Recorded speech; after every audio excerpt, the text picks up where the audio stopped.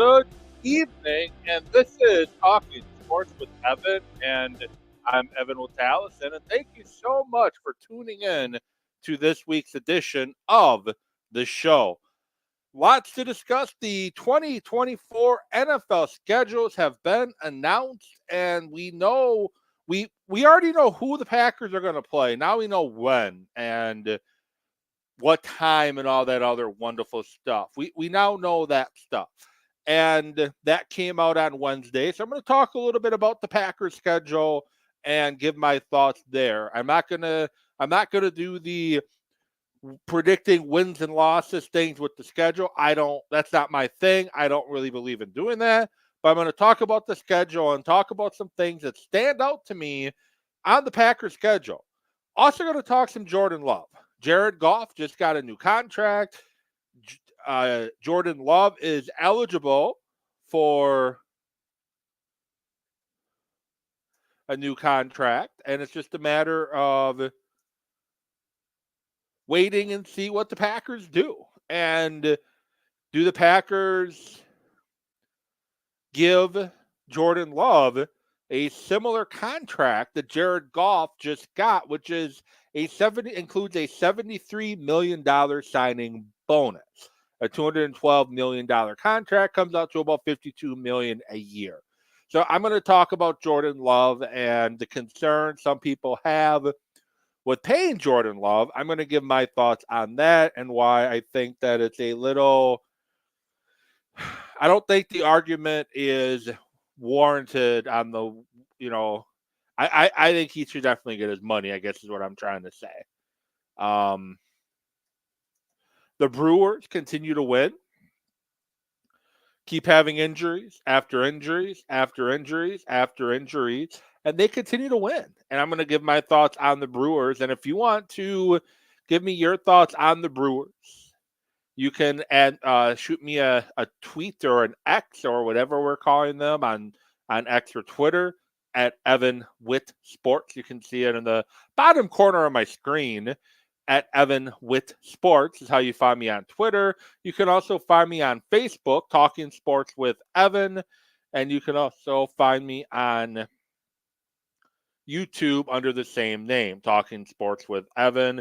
You can also email the show, talkingsportswithevan@gmail.com, to let me know your thoughts on the Packers, on the Brewers, on Jordan Love, whatever else you want to say or tell me, you can by reaching out to me anywhere you decide. And this show will be podcasted as soon as I'm done anywhere you get your podcast. So I'm going to start with the NFL and the Packers schedule for 2024. That's what I'm going to start with first. And some people go through the schedule and they go, well, that's the win, that's the loss, that's the win, that's the loss. And that's fine. I don't have any issue with that. I just personally don't do it. And I guess the biggest things that kind of stand out to me on the schedule is what I'm going to talk about.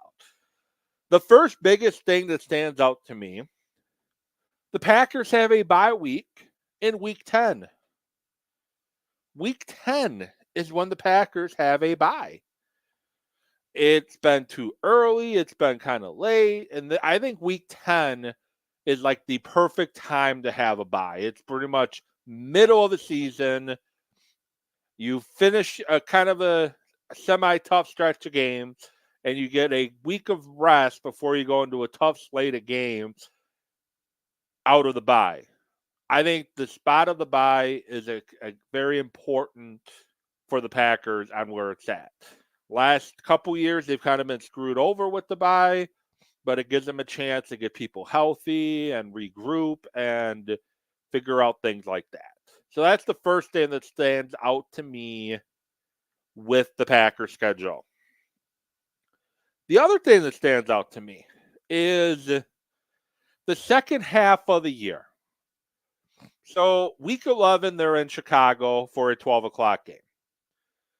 So starting in week 12, you got the defending NFC champion, San Francisco 49ers, a 3:25 game. You have the Miami Dolphins, Thanksgiving night, 7:20 game. The following Thursday, you got the Detroit Lions, Thursday Night Football on Prime Video. You then are at Seattle on Sunday Night Football, 7:20 start. And then you're on Monday Night Football against the New Orleans Saints at home. So you have 1, 2, 3. You got 4 primetime games in a row. 7:20, 7:15, 7:20, 7:15, bookended by San Francisco at 3:25 and Minnesota at 12. That stands out to me on the schedule too. There's a couple reasons why it stands out to me. The Packers are playing a lot of early games to start the year.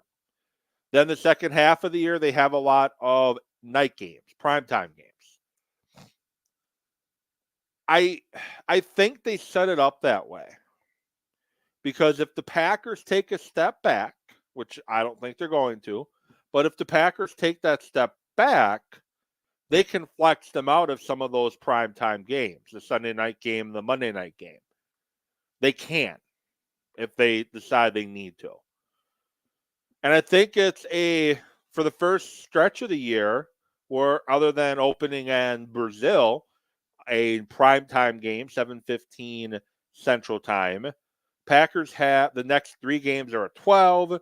Then you got a 3:25 on the West Coast, and you got 3 12s in a row. Then you got a 3:25. Then you got another 12 out of the bye. A lot of early games. I think these schedule makers are deciding they want to kind of feel the Packers out a little bit early on to see if next year is a replay of what we saw in the second half of the year or what we saw in the first half of the year. So I think that's one of the things the schedule makers are working on too. I look at the first 2 games of the year. You have Philadelphia and Indianapolis, 2 mobile quarterbacks, 2 quarterbacks that can extend the plays, extend pockets, and you have a new defensive coordinator, so you're going to get an opportunity to kind of feel out a little bit and see what that defense can do against 2 mobile quarterbacks. And then you get a young quarterback in Tennessee in Levis, and then Minnesota, another young quarterback in McCarthy or maybe Sam Darnold, maybe not. So other than Hurts, the first 4 games of the year, the Packers are playing young quarterbacks. So, but I'm not going to give a projection and go all through that. I know based off last year's win and loss records, they had the 4th toughest schedule in the NFL this year. I'm not going to sweat that too much. Yeah, they have the 4th toughest schedule based off last year. That was last year.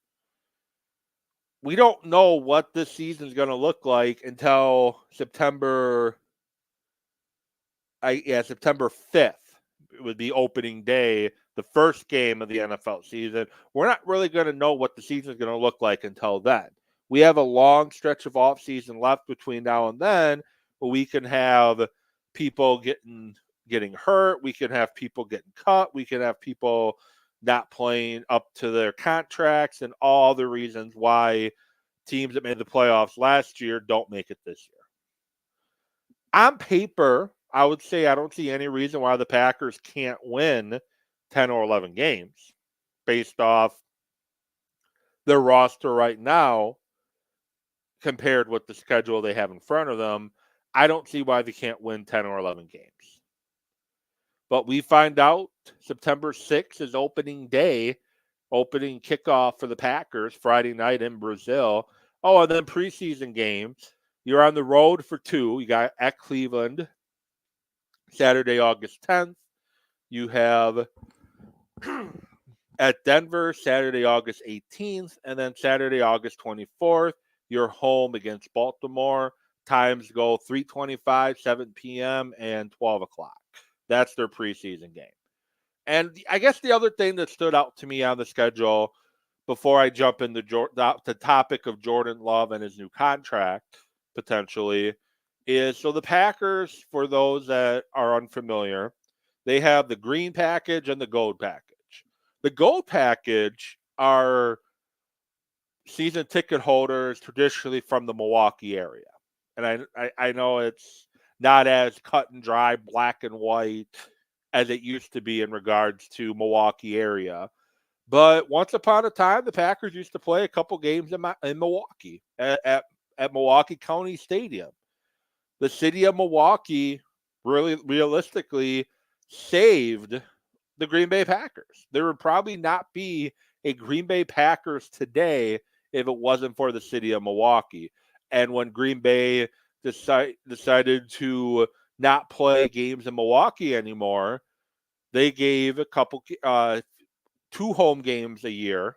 Now this year it's 3, but 2 home games a year to quote unquote Milwaukee area Packer fans. And the 3 games this year is Minnesota. So it's always the 2nd, the 5th, and now the 9th home game of the season. So you got Minnesota, Detroit, and Chicago. So all 3 division home games are gold package games. And that's a little interesting to me. I'm going to the Detroit game on November 3rd, thanks to my buddy Scott. I appreciate the invitation. It's going to be a good time. But you got Minnesota, Detroit, Chicago, the 3 division opponents on your gold package tickets. So, and the reason why they get 3 this year, they were supposed to get 3 the last time the Packers had 9 home games. But remember, Green Bay lost a home game the last time they had 9 because they had to go to London. So 2026 is the next time the Packers get a 9th home game. That 9th home game, from my understanding, will go to the green package. And then the next time Packers after that will go to the gold package. I think that's how they're alternating it. And I know it's kind of a controversial topic. It's kind of a controversial topic. I know some Packer fans dislike the gold package fans because they're quiet and they sell their tickets and yada yada yada. But both sets of fans are fairly quiet in my opinion. So that's kind of how I look at it. So, but I'm excited for the Packer season. What are your thoughts on the schedule? You can comment now. You can email me, talkingsportswithevan@gmail.com, or you can always comment on Facebook, Talking Sports with Evan, YouTube, also Talking Sports with Evan, or you can tweet me at Evan with Sports. And if you like the logo, you want on my shirt, the one in the corner over here. If you like those logos, the bottom of the screen, that's who I got my logo from. You can reach out to him if you have any graphic design needs, or he also makes shirts. He makes his own shirts, and you can find it his line of shirts there. If you're a Packer fan, a San Antonio Spurs fan, whatever, he's got a big line of apparel that I'm sure you all would love. Moving on to Jordan Love. What is Jordan Love's contract going to look like? And that's the $50 million question right now. Jared Goff just signed for roughly $53 million. And the question is Jordan Love worth that or not? The thing is, it's when you're talking quarterback contracts, it's always the next contract is always gonna be bigger than the contract that was just signed. Goff signed a 4-year extension at 53. Jordan Love has 1 year left on his contract. Definitely due for a raise after what he did last year.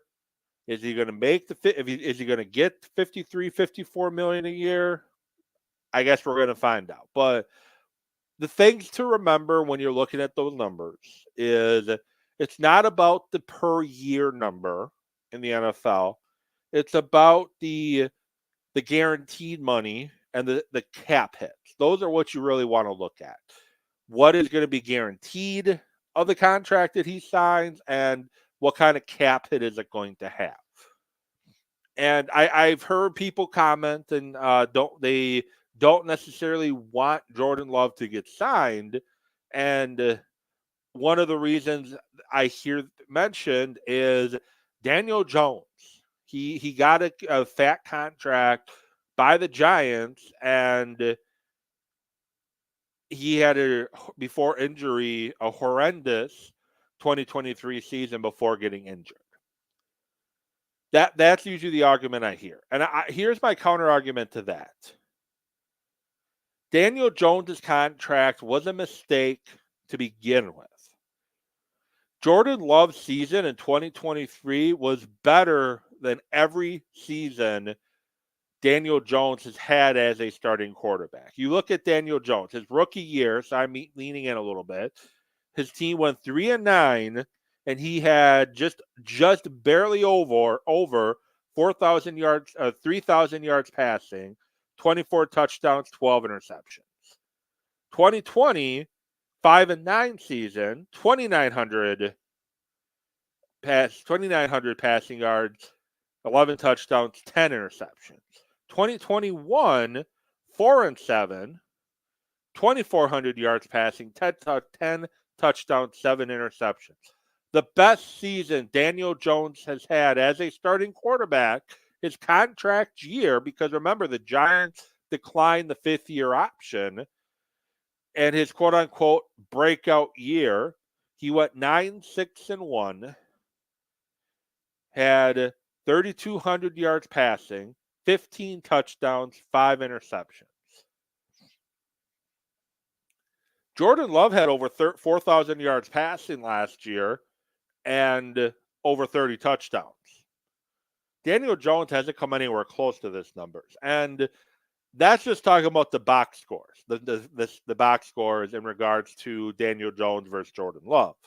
The other thing is Daniel Jones has not done the things Jordan Love has done with the football in his hands. The throws that Jordan Love has made, the arm angles, the squeezing it in the tight windows, things like that. Daniel Jones has never done. So not really a good comparison. The other comparison you can try to argue is Kyler Murray. And Kyler Murray is kind of the same way. Kyler Murray had 2020, he had 3,900 yards passing, 26 touchdowns, 12 interceptions. Outside of that, he hasn't really been that great. He had 3,700 yards passing, 24 touchdowns, 10 interceptions in 2021. And then before getting hurt in 2022, in 11 games, he went 3-8 with 2,300 yards passing, 14 touchdowns, 7 interceptions. And 2023 only played in 8 games, went 3-5. 1,700 yards passing, 10 touchdowns, 5 interceptions. His rookie year, 3,700 yards passing, 20 touchdowns, 12 interceptions. And those are two quarterbacks that have been paid fairly recently. And to me, I know we only have 1 year as a starting quarterback under Jordan Love's umbrella, but I think Jordan Love has shown more in 1 year as a starter than Daniel Jones, who got paid quite a bit of money not long ago, and Kyler Murray has. This is a make or break year for Jordan Love. But unfortunately, the Packers got to decide to pay him now. They can't really wait, because the problem is if the Packers wait and Jordan Love puts together a 17-game season like he just did in the 10-game stretch that he had to close out the year, if he does that over 17 games, you're going to be paying him an additional 10 to 15 million per year. So that 53 is now looking at 63 to 65 million. And the other thing you're running into is Tua is set to be a free agent. He's in the last year of his deal. Dak Prescott's set to be a free agent. He's in the last year of his deal.